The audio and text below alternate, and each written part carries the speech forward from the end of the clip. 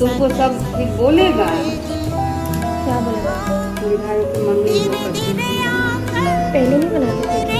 हम तो जीवन में बना, जीवन भर जब तक मेरा हाथ पाँव चलेगा मैं काम करूँगी।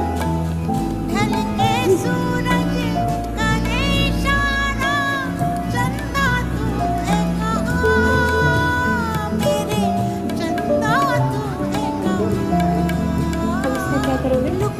अब इसको खोलाना है, फिर घी में बन जाएगा। ये अभी मान लो बटर है, यदि इसको ऐसे टिफिन में बंद करके रख दूँ फ्रिज में, तो जैसे तुम लोग ब्रेड नहीं बनाती हो, उसमें ये काम हो जाएगा।